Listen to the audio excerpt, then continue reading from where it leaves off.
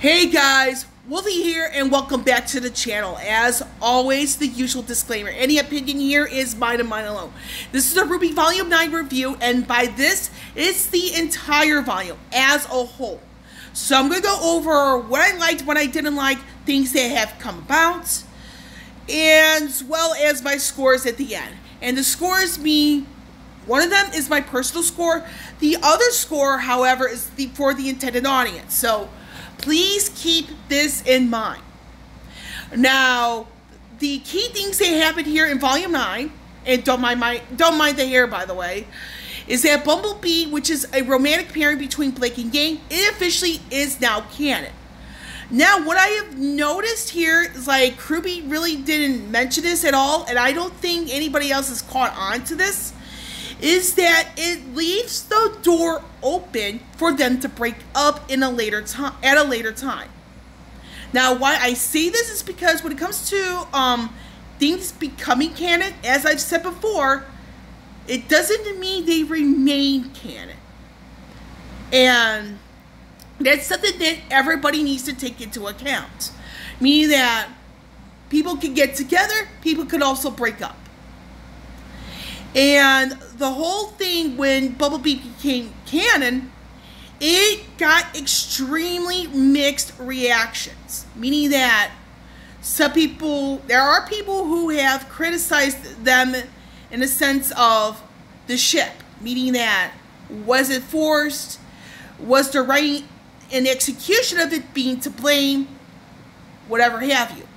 Now, another thing to point out here is that the people who have been criticizing Bumblebee becoming canon is that, and this is a big problem within the fandom, people who have been criticizing the writing and the execution of the ship, and I'm referring to Bumblebee here, has been lumped into the same exact group as those who simply hate it for whatever reason.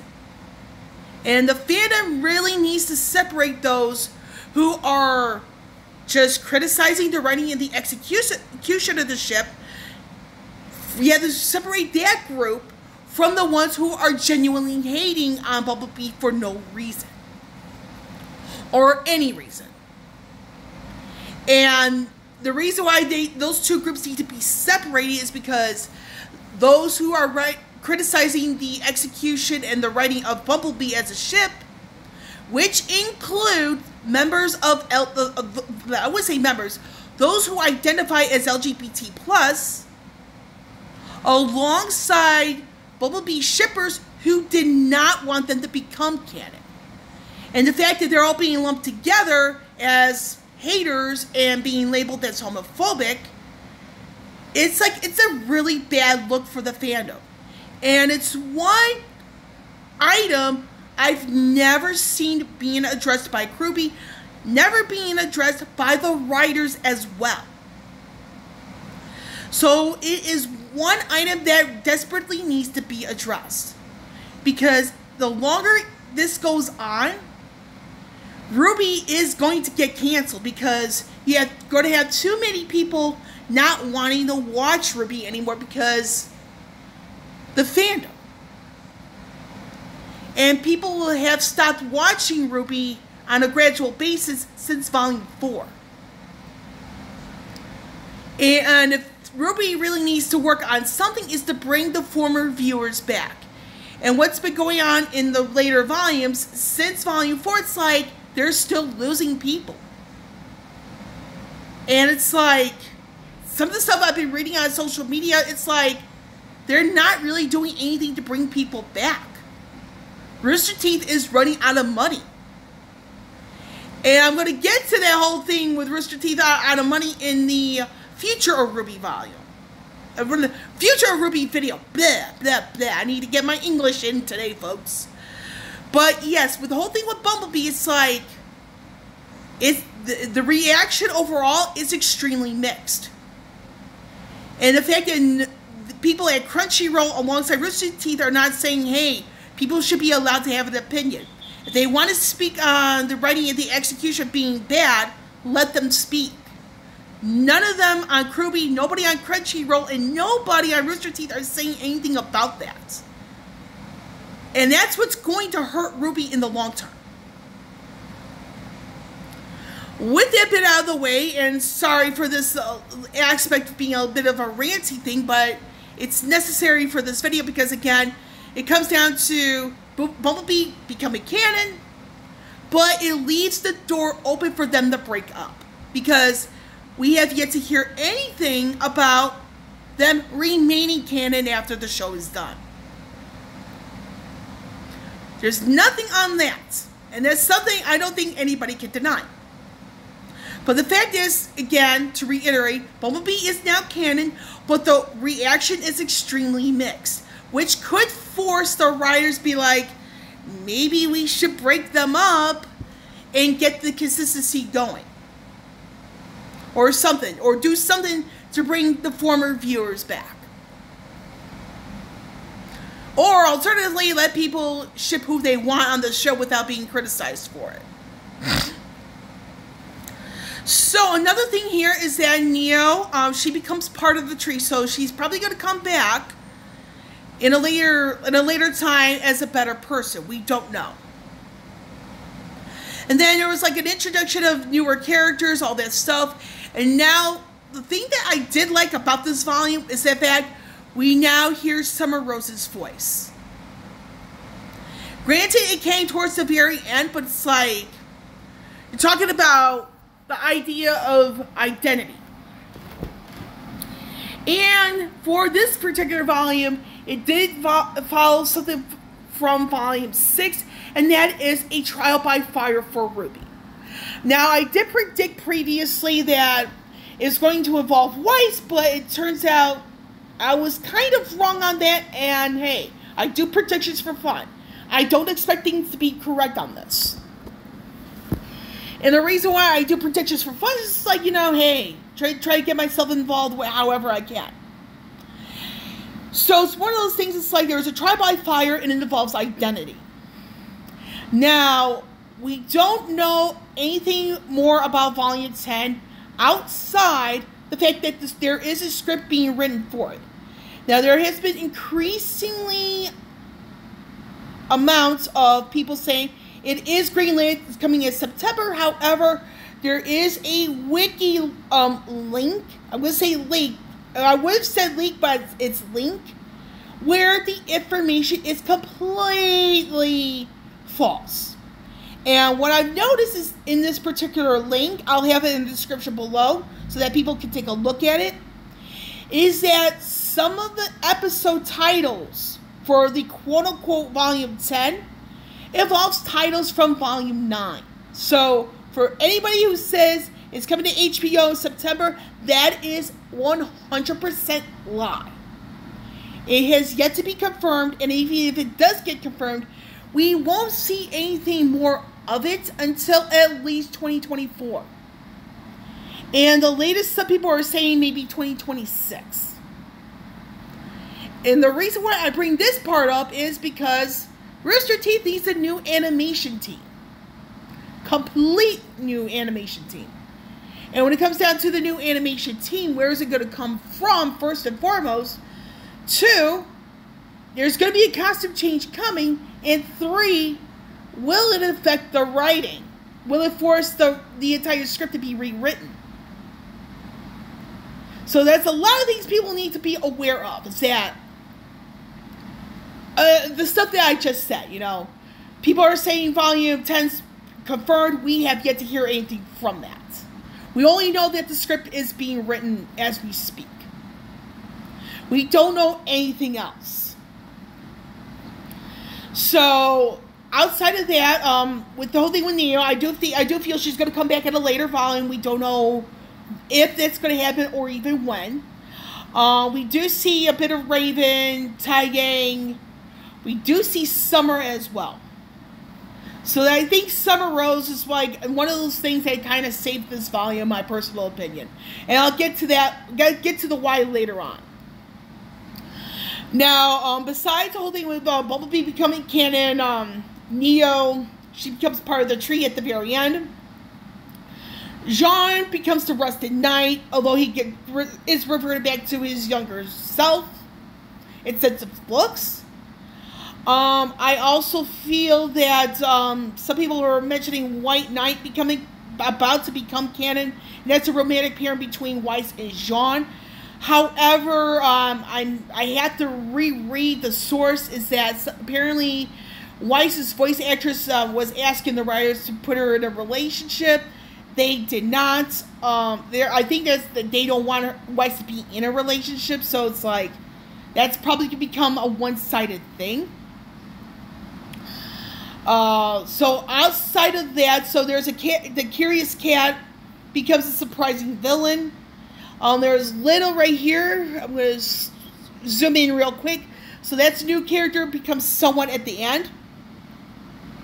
The end of this volume does have Team RWBY alongside Jean getting back to Remnant. They're in Vacuum and they're a little bit closer to the vicinity.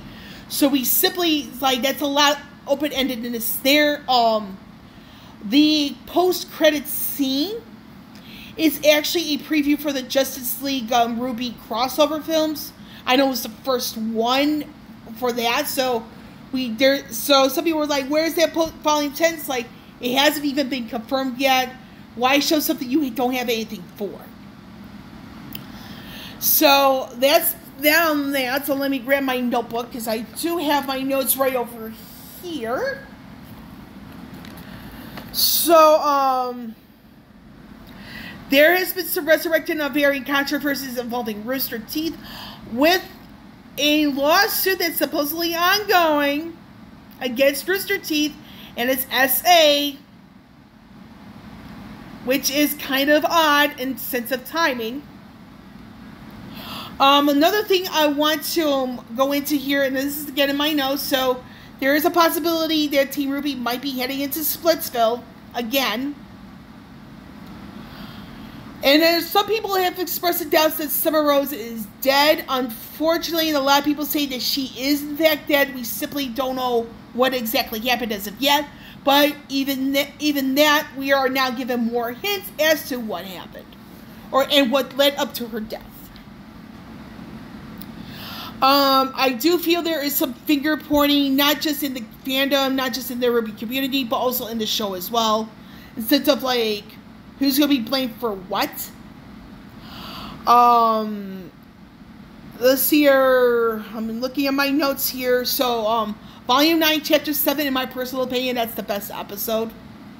And I do feel that the team of writers that RWBY has now, Miles is the best one, because it's like, he seems to be more in tune with every point of view as opposed to the Bumblebee shippers, and to be more specific, the more vocal and toxic ones of the Bumblebee shippers is the group within that I'm referring to. Now, with Summer Rose, it's like, I believe she narrated a lot of the aspects here. I do feel that she's the one who narrated at the very beginning of Volume 9, because we do hear Summer's voice clearly at the start of Volume 9, Chapter 9. So there are varying themes, and overall for Volume 9, it's extremely mixed. Because it's like, how do people address certain issues? And I'm not referring to Bumblebee here. I'm referring to things in chapters 7 and 8 of Volume 9. So it's like, it's a lot of that. So I actually, Sandy's grouping himself in the back. So I'm like, I'm trying to cover that up. But anyway, And on top of that, there are increasingly number of calls for a rewrite of RWBY and or a cancellation. Now, for context here, is that RWBY is part of Warner Brothers, meaning that any confirmation for future content will have to go through them in a sense, because Rooster Teeth is without an animation team altogether. So it's probably going to be relying on the animators that Warner Brothers may have. And for additional info within that is that Warner Brothers did try to sell things that's RWBY is tied to no one wanted to buy it, so to speak. So, which is why Warner Brothers has pretty much, the whole thing with RWBY and Rooster Teeth.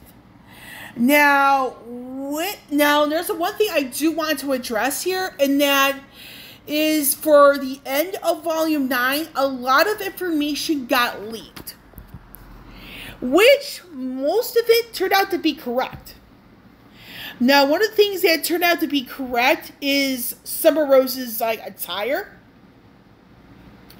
Another thing that turned out to be starting to prove to be a little more correct than not is that for Volume 9, it was supposed to be 12 chapters, but got reduced to 10.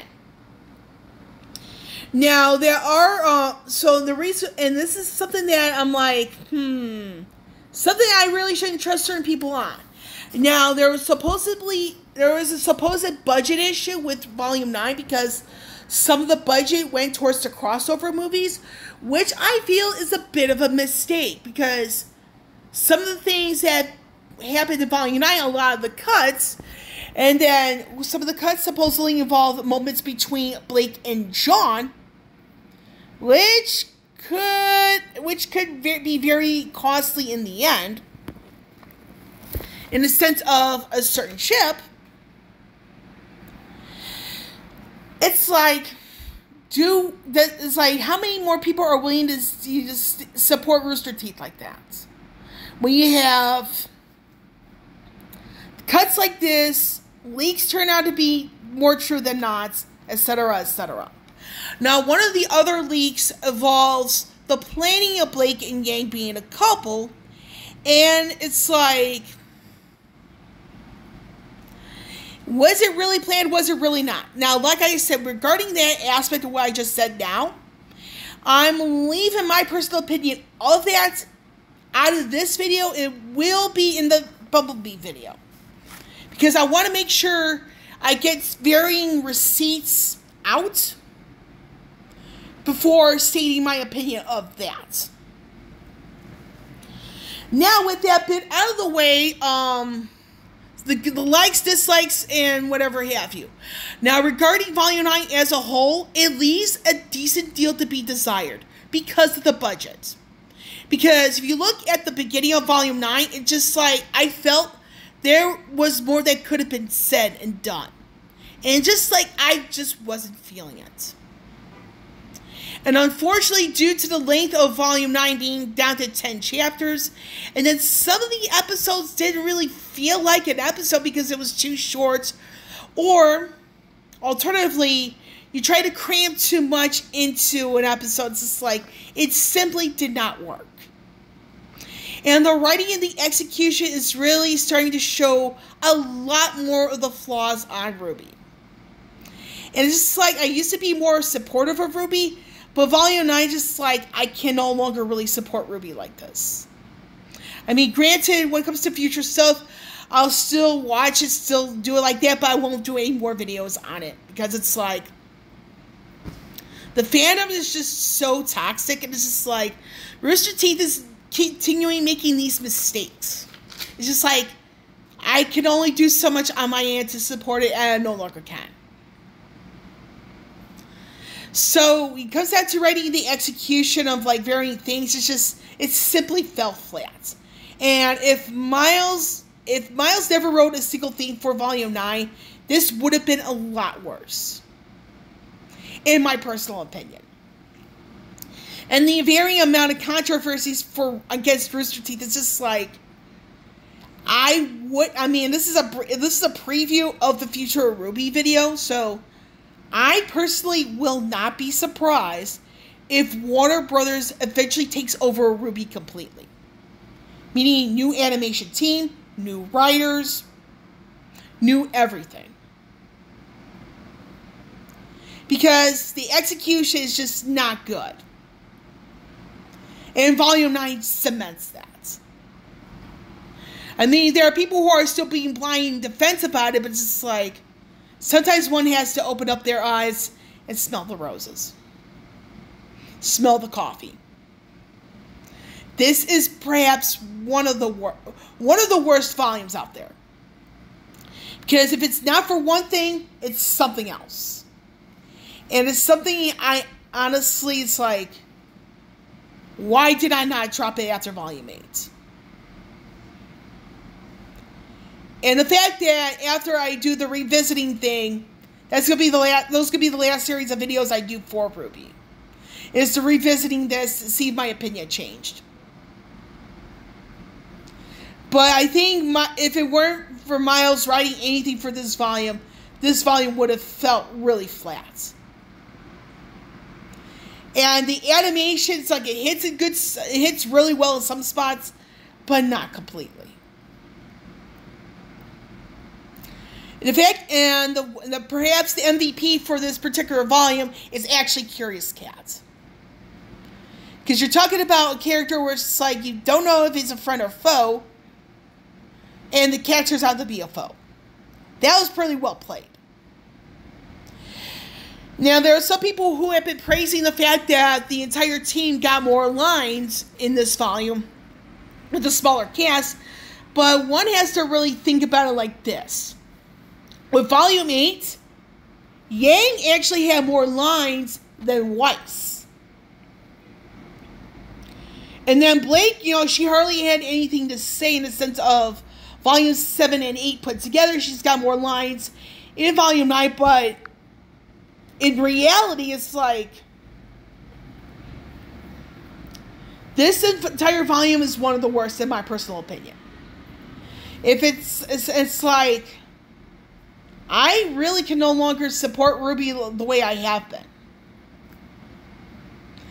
And on that, it's just like, now's the time to reveal my scores. For the intended audience score, I do have it as star right next to it. It's like, it's at least a 9 out of 10 or maybe 10 out of 10, depending on how supportive one is of Rooster Teeth, even though they've made a lot of questionable decisions in recent times. And the reason why I say this is because you have that 2-year delay between volumes 8 and 9. So it's like, yeah. And then, and I do attribute to the fact that COVID still existing, folks. Just because the emergency got lifted doesn't mean it's not dead. It is still alive and kicking. So it's a 9 out of 10 or a 10 out of 10, depending on how supportive one is of Rooster Teeth. And that's for the intended audience. However, my score is a lot lower. Now, 6 out of 10, it's being a bit generous on my end. Because a lot of that execution and the budget issues, it's just like, this volume just felt more flat. And my real brutal honest score is actually a 5 out of 10. It's like, it's a little bit shorter than anticipated. The leaks really hurt this. And the leaks turned out to be more correct than fake. And the fact that certain aspects vary things like the Bumblebee becoming canon being extremely mixed on reaction, alongside things in chapters 7 and 8 of this volume being extremely mixed. It's like, you're talking about things that were really mixed in reaction. And that's not good. And with my brutally honest score, it's a 5 out of 10. Because there are things in Volume 5 I felt was a lot better. And that 4 episode,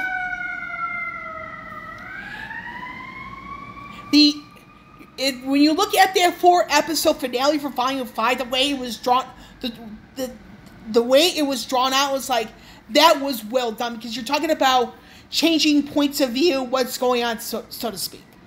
I like that a lot better than looking at it in Volume 9. Volume 9 would have benefited from a better budget and 2 more chapters. And Rooster Teeth, you guys got to get your act together. Stop putting yourselves in the center of controversies. I mean, you guys got called out with homophobia. Guys got called out with the racism. And there are 2 people who have left because of that. Now this lawsuit with for racist types of essays, it's like, you guys might as well give everything up for RWBY to Warner Brothers. Because people may cry about how they may screw things up, but they may have a better vision for it. And sometimes having a different but better vision for it just might be the thing that saves RWBY. And for Volume 10, again, do not pay attention to that Wiki link. Because it's got false information on it, and people need to stop promoting it. And for the RWBY fandom, the community, you guys really need to get your act together.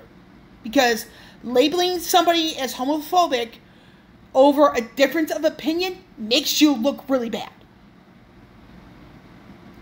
And unless Rooster Teeth, unless RWBY finally says something about it, RWBY is a matter of time before it gets canceled altogether.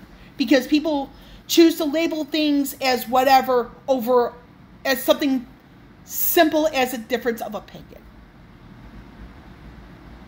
And that's all I have for this video.